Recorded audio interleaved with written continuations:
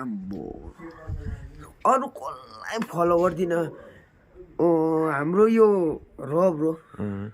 उसलाई पनि गर्दिनँ त्यति हाम्रो त्यो के भन्छ बगी बनाउने भाइ के भन्छ भन न उहाँलाई पनि गर्दिनँ म अन्त त्यहाँदेखिको हाम्रो भक्ति भाइलाई पनि अहिले फलो गर्दिनँ किन ऊ पनि एग्रेसिभ टाइपकोले बोल्छ हाम्रो सुबुदा जतिको बोल्ने चाहिँ मान्छे चाहिँ पाउनुपर्छ क्या सुबुदाले चाहिँ किन भन्नुहोस् त सुबुदाको त्यो 500 रुपियाँ भनि त्यो गीत त्यो चाहिँ सोम कमान 3rd डिभिजन 3 नम्बरमा चाहिँ पड्काउनु पर्छ अन्त त्यहाँदेखिको के हो भन्दाखेरि चाहिँ सुबुदाले जतिको मान्छे बनाउने कुरा चाहिँ गर्नुपर्छ मान्छे बनाउनु पर्छ कुरा चाहिँ के हो जसो हो त्यसो हो होइन हाम्रो सुबुदा जतिको चाहिँ फेमस मान्छे पाउनु पनि साह्रो छ गिटारिस्ट हो गिटार बजाउनुदेखिको लिएर हाम्रो जुन चाहिँ पारिवारिक कुरा या हाम्रो समाजको कुरा या हाम्रो अरू कुरा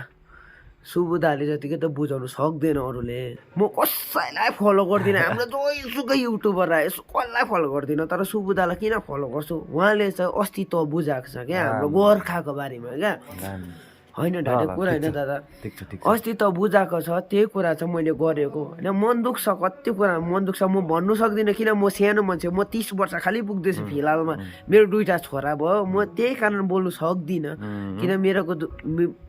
मैले बोल्दाखेरि मेरो छोरालाई असर नपरोस् भनेर खालि बोल्दिनँ म होइन युट्युबमा फेसबुकमा त